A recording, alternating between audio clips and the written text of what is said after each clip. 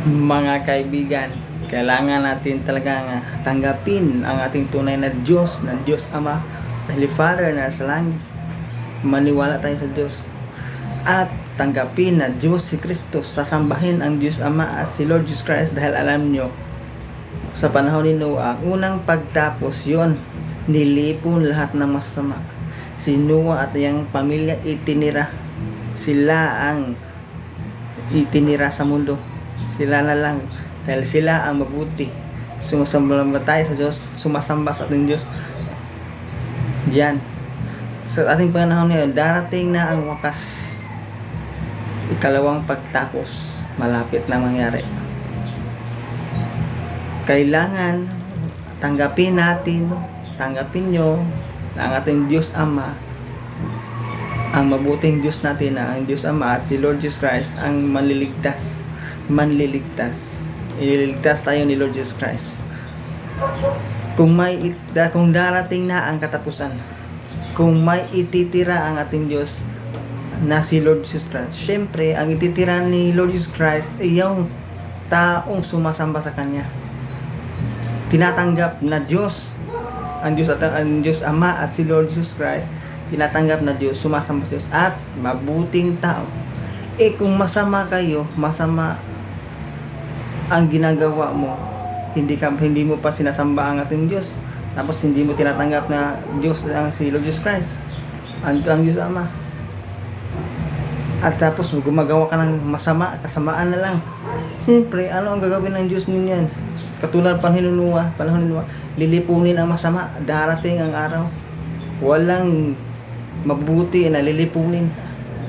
Ititira ng Diyos ang mabubuti sa mundo, ang masama lilipunin. Kung may ititira sa mundo, ang mabuti, hindi ang masama ang ititira. Kung ititira ang masama, kasamaan na lang mo lahat sa tao sa mundo, siyempre lilipunin ng Diyos. Ayaw ng Diyos ng kasamaan. Sa panahon ni Noah, linipon ang lahat dahil kasamaan na ang nangigibabaw. Darating na ang wakas, siyempre magwawakas. Alam niyo ba kung bakit? Darating ang kasamaan na lang ang mga palaging nagaganap sa mundo.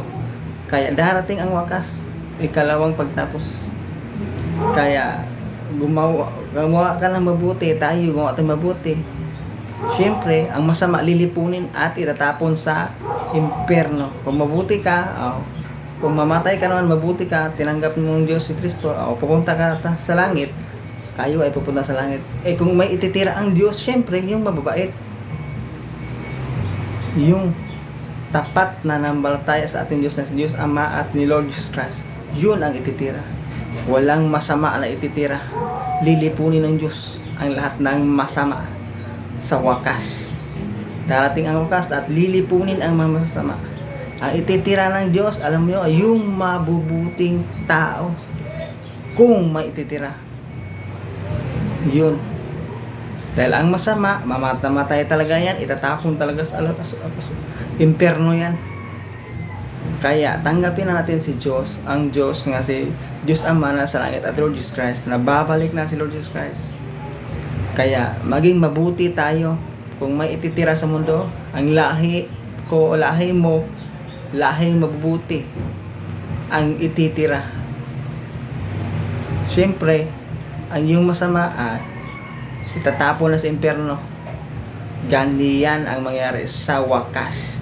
Darating ang tapos, darating ang wakas. Yan ang mangyari.